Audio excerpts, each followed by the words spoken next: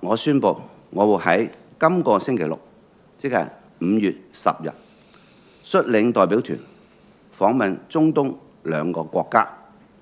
卡塔爾同埋科威特，帶領香港同內地商貿同埋企業代表一齊訪問中東，有2個目的。第一係發揮好香港喺一國兩制之下內聯外通嘅優勢，